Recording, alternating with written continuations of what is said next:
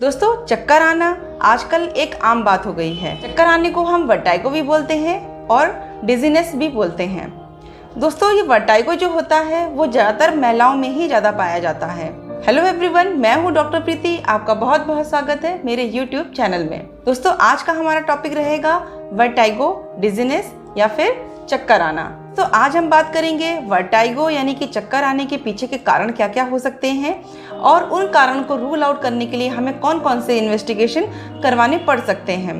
दोस्तों, इसके बाद हम बात करेंगे कि कौन कौन से सिम्टम्स वर्टाइगो के साथ और भी हों जिसकी वजह से हमको डॉक्टर से ट्रीटमेंट स्टार्ट करवाना हो। सबसे लास्ट में दोस्तों बात करेंगे एज यूजुअल होम्योपैथिक ट्रीटमेंट के बारे में। दोस्तों, इस वीडियो में लास्ट तक बने रहें क्योंकि ये वीडियो आप सबके लिए बहुत ही बेनिफिशियल और इन्फॉर्मेटिव है। चलिए दोस्तों, स्टार्ट करते हैं।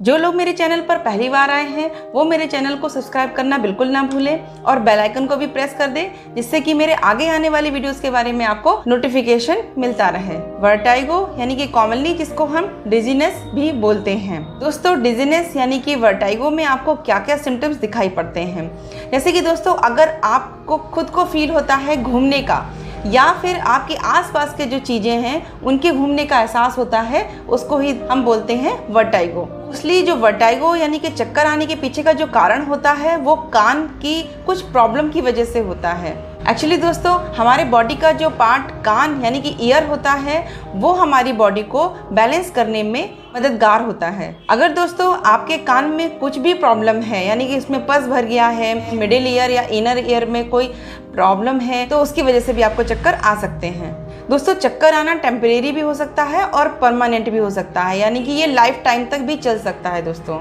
इसी तरह वर्टाइगो यानी कि चक्कर आने के पीछे कारण बहुत सारे हैं। सबसे पहला एंड मोस्ट कॉमन जो कारण होता है वो कान में ही प्रॉब्लम की वजह से होता है। हमारे कान के 3 पार्ट होते हैं, external ear, middle ear and inner ear. दोस्तों, जो मिडिल ईयर और इनर ईयर होता है उसमें अगर कुछ भी नर्व की प्रॉब्लम हो या वहाँ पे कोई प्रेशर की प्रॉब्लम हो या फिर वहाँ का जो टिम्पैनिक मेम्ब्रेन होता है यानी कि कान का एक पर्दा होता है उसमें अगर कोई परफोरेशन हो या फिर वहाँ पर म्यूकस भर गया हो, कोई इन्फेक्शन हो, म्यूकस मतलब पस भर गया हो, इसकी वजह से भी आपकी बॉडी का जो संतुलन होता है वो बिगड़ने लगता है। किसी में दोस्तों ये भी देखा गया है कि अगर आपको सीवियर हेडेक है यानी कि जिसको हम माइग्रेन बोलते हैं, उनमें भी चक्कर देखा गया।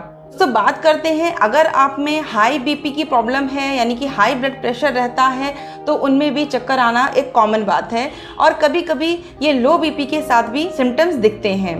दोस्तों, इसी तरह मैंने आपको एक वीडियो में बताया था कि सर्वाइकल स्पॉन्डिलाइटिस अगर आपको हो यानी कि आपके गर्दन में कहीं नर्व में कोई प्रॉब्लम है तो उसकी वजह से भी आपको चक्कर आ सकते हैं।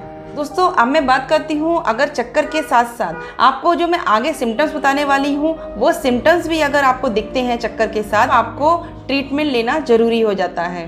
सबसे पहला दोस्तों इसके साथ साथ एसोसिएटेड सिम्टम्स है कि आप में हेडेक होना यानी कि सीवियर हेडेक होना। अगर चक्कर भी आ रहा है और आपको सीवियर हेडेक भी है देन ये कंडीशन बनती है आपको ट्रीटमेंट लेने की। या फिर चक्कर के साथ आपको वॉमिटिंग भी आती है, नॉजिया फील होता है यानी कि बहुत ज़्यादा मितली सी आती है, उबकाई सी आती है। चक्कर के साथ साथ बहुत सारे लोगों में ये भी देखा गया कि अगर आँखों में एक बीमारी होती है जिसको हम बोलते हैं निस्टैग्मस यानी कि आँखों का भेंगापन, अगर आप में आँखों के भेंगापन भी है और साथ साथ आपको चक्कर भी आ रहा है तो ये भी टाइम आपके लिए है कि आपको ट्रीटमेंट लेना है। दोस्तों, अगर आपको चक्कर के साथ साथ बहुत ज़्यादा पसीना आता है, जैसे कि मेरे पेशेंट बताते हैं आकर के कि उन्हें चक्कर आया और साथ में उनके सारे कपड़े भीग गए, इतना ज़्यादा स्वेटिंग हुई उनको, तो दोस्तों ये भी एक अलार्म कंडीशन है यानी कि आपको ट्रीटमेंट यहाँ से स्टार्ट करना होगा।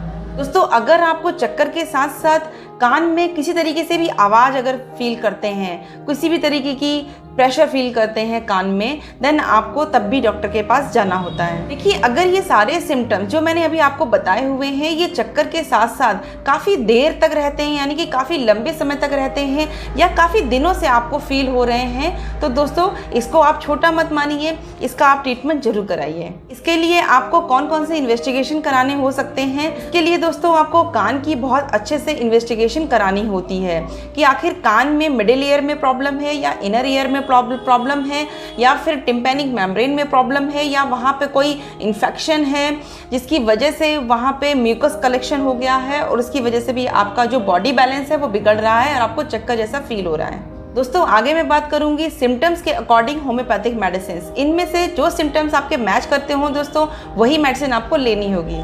सबसे पहला सिम्टम है कि अगर आपको वर्टाइगो यानी कि चक्कर ऐसा फील कर रहे हैं कि आपको ये फील होता हो कि मैं लेफ्ट साइड पे गिर जाऊंगा या बैकवर्ड यानी कि पीछे की तरफ गिर जाऊंगा, तो दोस्तों उसकी बहुत ही अच्छी मेडिसिन है बेलाडोना 30। तो आपको बेलाडोना 30 की 2-2 ड्रॉप डायरेक्टली टंग पे लेनी होगी दिन में 3 बार। आपका एक सिम्टम बहुत ही यूनिक है जिसके बारे में बात करूंगी कि जैसे ही आप अचानक उठते हैं, बैठ करके उठते हैं, तब आपको एकदम चक्कर सा फील होता है और आपकी आई वॉल में बहुत ज़्यादा इंटेंस पेन होता है, स्लाइटली मूवमेंट में भी।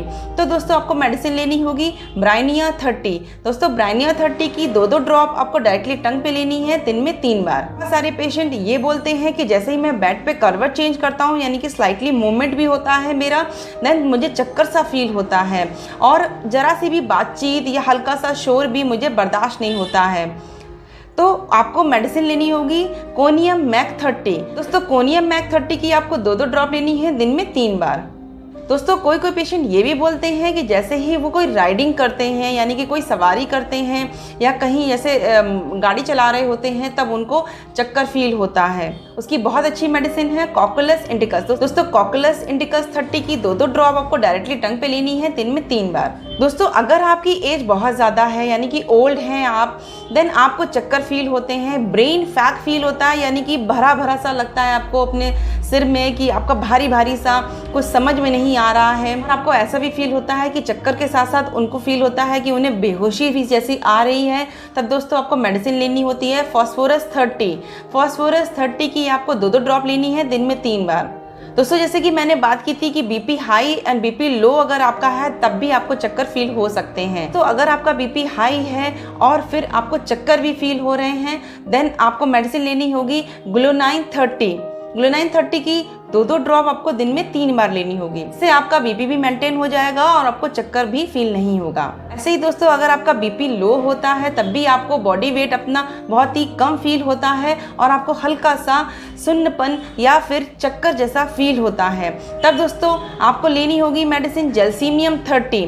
जैल्सीमियम 30 की दोस्तों 2-2 ड्रॉप आपको दिन में 3 बार लेनी होगी।